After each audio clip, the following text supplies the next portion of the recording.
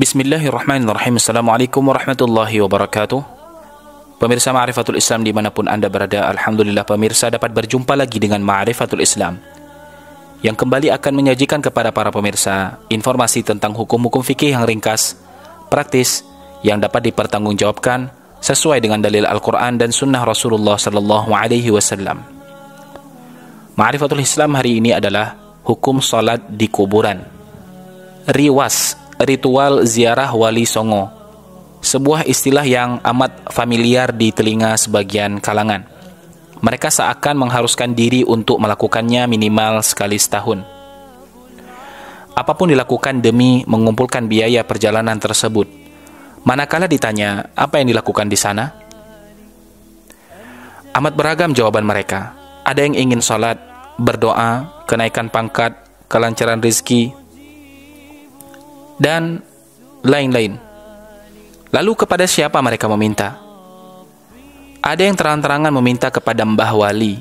Namun ada pula yang mengatakan bahwa ia tetap meminta kepada Allah Ta'ala. Tapi supaya cepat dikabulkan, mereka sengaja memilih makam orang-orang linuwih tersebut. Yang akan kita bahas hari ini adalah bukan hukum ziarah kubur, karena itu telah maklum disunnahkan dalam ajaran Islam jika sesuai dengan adab-adab yang telah digariskan. Namun yang perlu kita cermati di sini adalah hukum salat di kuburan dan berdoa di sana. Salat di kuburan hukumnya haram. Bahkan sebagian ulama mengkategorikan dosa besar. Praktek ini bisa mengantarkan kepada perbuatan syirik dan tindakan menjadikan kuburan sebagai masjid. Karena itulah agama kita melarang praktek tersebut. Begitu banyak nas-nas, dalil-dalil yang melarang praktek tersebut. Nabi SAW bersabda, "La tajlisu 'alal qubur wa la tusallu ilaiha." Janganlah engkau duduk di atas kuburan dan janganlah salat menghadapnya. Imam Nawawi rahimahullah menyimpulkan, hadis ini menegaskan terlarangnya salat menghadap ke arah kuburan. Imam Syafi'i rahimahullah mengatakan, aku membenci tindakan pengagungan makhluk hingga kuburannya dijadikan masjid. Khawatir mengakibatkan fitnah atas dia dan orang-orang yang sesudahnya. Al-Allamah Al-Munawi rahimahullah menambahkan, Nabi sallallahu alaihi wasallam melarang salat menghadap kuburan dalam rangka mengingatkan umatnya agar tidak mengagungkan kuburan atau kuburan para wali selain beliau sallallahu alaihi wasallam, sebab bisa jadi mereka akan berlebihan di dalam ziarah tersebut sampai hingga mereka menyembahnya. Berdasarkan hukum asal, larangan Nabi sallallahu alaihi wasallam menunjukkan bahwa perbuatan yang dilarang hukumnya adalah haram. Demikian keterangan dari Imam As-San'ani rahimahullah. Kedua, sabda Nabi sallallahu alaihi wasallam, "Ij'alu fi buyutikum min salatikum wa la tattakhidhuha qubura." Laksanakan sebagian salat kalian di rumah kalian, janganlah kalian menjadikannya kuburan. Hadis ini menerangkan agar rumah jangan dikosongkan dari salat. Sebab rumah yang tidak dipakai untuk salat, terutama salat sunnah, bagaikan kuburan yang memang bukan tempat untuk salat. Imam Al-Baghawi rahimahullah setelah membawakan hadis tadi menyimpulkan, hadis ini menunjukkan bahwa kuburan bukanlah tempat untuk salat. Kesimpulan serupa disampaikan oleh Ibnu Battal rahimahullah dan Ibnu Rajab rahimahullah. Ibnu Hajar Al-Asqalani rahimahullah menyimpulkan lebih luas lagi. Kata beliau rahimahullah, kuburan bukanlah tempat untuk beribadah. Lalu kemudian sabda Nabi sallallahu alaihi wasallam, "Al-ardu kulluha masjidun illal maqbarah wal hammam." Bumi itu seluruhnya adalah masjid. Maksudnya adalah tempat untuk salat, kecuali kuburan dan kamar mandi. Imam Ibnu Qudamah menjelaskan bahawa bumi secara keseluruhan bisa dijadikan tempat salat kecuali tempat-tempat yang terlarang untuk salat di dalamnya seperti kuburan. Keterangan serupa juga disampaikan oleh Imam Nawawi dan Al-Hafidh Al-Iraqi rahimahumullah. Kemudian doa Rasulullah sallallahu alaihi wasallam, Allahumma la taj'al qabri wathanan yu'bad, ishtadda ghadabullah ala qaumi ittakhadhu qubur anbiya'ihim masajid. Ya Allah, janganlah engkau jadikan kuburanku berhala yang disembah. Allah sangat murka kepada kaum yang menjadikan kuburan para nabi mereka masjid. Imam Ibnu Abdul Barr rahimahullah menerangkan, dahulu orang Arab salat menghadap berhala dan menyembahnya, sehingga Nabi SAW merasa khawatir umatnya akan melakukan apa yang dilakukan umat sebelum mereka. Biasanya jika Nabi mereka wafat, mereka akan berdiam di sekeliling kuburannya, sebagaimana mereka lakukan terhadap berhala. Maka Nabi SAW bersabda, Ya Allah, janganlah engkau jadikan kuburanku sebagai berhala yang disembah. Dengan bersalat menghadap kepadanya, sujud ke arahnya dan menyembah. Allah Azza wa Jal sangat murka atas orang-orang yang melakukan hal itu. Nabi Muhammad sallallahu alaihi wasallam memperingatkan para sahabat dan umatnya agar tidak terjerumus kepada perilaku buruk kaum terdahulu. Mereka salat menghadap kuburan para nabi dan menjadikannya sebagai kiblat dan masjid, sebagaimana praktek para pemuja berhala terhadap berhala mereka. Ini merupakan syirik akbar. Hadis-hadis yang berisikan larangan untuk menjadikan kuburan sebagai masjid diantaranya adalah sabda Nabi sallallahu alaihi wasallam dari Abu Hurairah radhiyallahu anhu, "Qatalallahu al-yahud ittakhadhu qubur anbiya'ihim masajida." Semoga Allah membinasakan kaum Yahudi, mereka menjadikan kuburan para nabi mereka sebagai masjid. Imam Ibnu Abdul Barr rahimahullah menuturkan bahawa hadis tadi mengandung larangan untuk sujud di atas kuburan para nabi. Semakna dengan itu juga haramnya sujud kepada selain Allah. Hadis ini juga bisa diartikan larangan untuk menjadikan kuburan para nabi sebagai kiblat untuk salat. Setiap makna dalam bahasa Arab yang terkandung dalam hadis ini, maka itu termasuk perbuatan yang terlarang. Setelah membawakan hadis yang berisikan larangan membangun masjid di atas kuburan, Imam Ibnul Mulaqin rahimahullah berkata, hadis ini dalil dibencinya salat di kuburan, baik salat di atasnya, sampingnya, menghadap ke arahnya, tidak ada bedanya, semua dibenci agama. Lalu kemudian, apa hikmah di balik terlarangnya salat menghadap kuburan atau salat di kuburan? Para ulama Islam sepakat bahwa menyengaja salat di kuburan adalah terlarang, tidak ada yang membolehkannya apalagi menganjurkannya. Hanya saja mereka berpendapat dalam menentukan sebab terlarangnya perbuatan tersebut.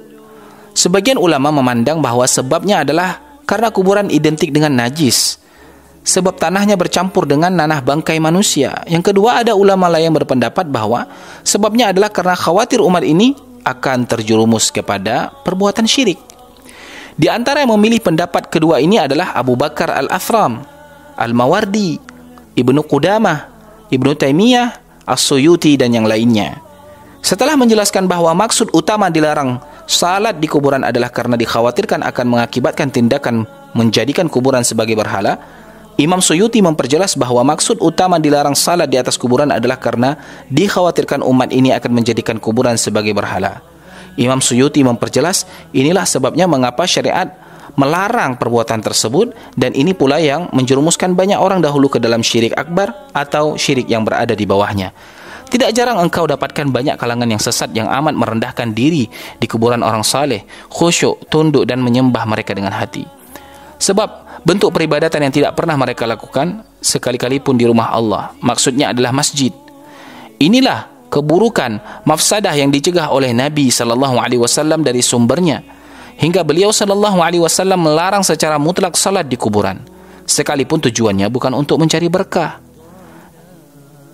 namun guna menutup pintu atau celah yang berpotensi mengantarkan kepada kerusakan yang bisa memicu peribadatan kepada berhala atau syirik. Adapun pendapat yang mengatakan bahwa sebab larangannya adalah karena kuburan tersebut adalah tempat najis, maka ini kurang pas dan tidak didukung oleh nas ataupun dalil. Imam Ibnul Qayyim rahimahullah telah memperpanjang lebar dalam menjelaskan hal ini. Di antara argumen yang beliau rahimahullah sampaikan adalah, pertama, seluruh hadis yang berisikan larangan salat di kuburan tidak membedakan antara kuburan yang baru maupun lama yang digali kembali. Kedua, tempat masjid Nabi SAW dahulunya adalah kuburan kaum musyrikin. Sebelum dibangun masjid di atasnya, beliau SAW memerintahkan agar kuburan tersebut digali lalu tanahnya diratakan kembali, dan beliau tidak menyuruh supaya tanahnya dipindahkan, bahkan setelah diratakan langsung dipakai untuk salat. Ketiga, Nabi SAW melaknat kaum Yahudi dan Nasrani lantaran mereka menjadikan kuburan para nabi sebagai masjid. Telah maklum dengan jelas bahwa larangan itu bukan karena najis. Karena jika demikian, niscaya larangan tersebut tidak khusus untuk kuburan para nabi. Apalagi kuburan mereka adalah tempat yang suci dan tidak mungkin dianggap najis, karena Allah melarang bumi untuk memakan jasad mereka. Kemudian, hukum orang salat di kuburan. Secara umum, salat di area kuburan terlarang. Namun bagaimana dengan orang yang melakukannya? Apakah hukumnya satu atau bagaimana? Kalau kita lihat faktanya, orang-orang yang salat di area kuburan memiliki tujuan beragam. Berdasarkan ini, maka hukum bagi masing-masing pelaku juga berbeda berdasarkan niatnya. Pertama, orang yang salat di kuburan dengan tujuan mempersembahkan salatnya untuk penghuni kubur, ini jelas syirik akbar, karena ia telah mempersembahkan ibadah kepada selain Allah Ta'ala. Wa annal masajida lillahi fala tad'u ma'allahi ahada. Sesungguhnya masjid-masjid itu milik Allah dan janganlah engkau menyembah apapun selain Allah. Surah Al-Jin ayat 18. Yang kedua, orang yang salat di kuburan dengan tujuan bertabarruk, ngalap berkah, mohon berkah dengan tempat kuburan tertentu. Perbuatan seperti ini bid'ah yang mungkar dan penyimpangan dari ajaran Allah Ta'ala dan Rasulnya, baik kuburan tersebut berada ke arah kiblat atau tidak. Karena ini termasuk mengada-ngadakan sesuatu perkara yang baru dalam praktek ibadah. As-Suyuti rahimahullah, jika seorang insan menyengaja salat di kuburan atau berdoa untuk dirinya sendiri dalam kepentingan dan urusannya dengan tujuan mendapatkan berkah dengannya serta mengharapkan doanya terkabul di situ, maka ini merupakan inti penentangan terhadap Allah dan Rasulnya SAW, dan ini menyimpang dari agama dan syariat. Juga dianggap bid'ah yang tidak diizinkan oleh Allah Azza wa Jal dalam agama. Juga Rasul SAW maupun para imam kaum muslimin yang setia mengikuti ajaran dan sunnah beliau. Ketiga, salat di kuburan tanpa disengaja hanya karena kebetulan bertepatan dengan masuknya waktu salat, tanpa ada tujuan ngalap berkah atau bertabarruk dengannya atau mempersembahkan ibadah. Tentang yang ketiga ini para ulama berbeda pendapat, namun yang lebih kuat adalah pendapat yang melarang, karena larangan Nabi SAW bersifat umum demi menutup rapat pintu yang berpotensi mengantar kepada kesyirikan. Dan ini merupakan pendapat mayoritas ulama, sebagaimana dijelaskan oleh Imam Ibnul Munzir. Keempat, salat di kuburan dengan tujuan salat jenazah. Hadis Abu Hurairah radhiyallahu anhu, dikisahkan seorang wanita hitam atau pemuda yang biasanya menyapu masjid. Suatu hari Rasulullah sallallahu alaihi wasallam kehilangan dia, sehingga beliau pun menanyakannya. Kemudian para sahabat menjawab, dia sudah meninggal. Kemudian Nabi bertanya, mengapa kalian tidak memberitahuku? Mereka seakan tidak terlalu menaruh perhatian terhadap orang tersebut. Beliau sallallahu alaihi wasallam bersabda, tunjukkan padaku di mana kuburannya. Setelah ditunjukkan, beliau kemudian salat lalu bersabda, sesungguhnya para penghuni kuburan ini diliputi kegelapan. Sekarang Allah Ta'ala meneranginya lantaran aku salat atas mereka. Wallahu ta'ala a'lam bissawab. Demikian Ma'arifatul Islam hari ini. Semoga tayangan kali ini menjadi penambah ilmu bagi para pemirsa yang belum mengetahui, serta menjadi pengingat kembali bagi para pemirsa yang sudah mengetahui. Demikian Ma'arifatul Islam hari ini. Semoga tayangan kali ini menjadi penambah ilmu bagi para pemirsa yang belum mengetahui, serta menjadi pengingat kembali bagi para pemirsa yang sudah mengetahui. Demi mendukung agar Ma'arifatul Islam terus berkembang menjadi lebih baik, apabila pemirsa memiliki kritik ataupun saran serta pertanyaan, maka tidak perlu sungkan ataupun ragu untuk mengirimkannya ke redaksi Insan TV sebagaimana yang tertera di layar kaca Anda. Ma'arifatul Islam akan menerima semua saran, kritik dan masukan serta pertanyaan pemirsa dengan rasa syukur dan tangan terbuka. Akhir kata terima kasih. Wabillahi taufik. Wassalamualaikum warahmatullahi wabarakatuh.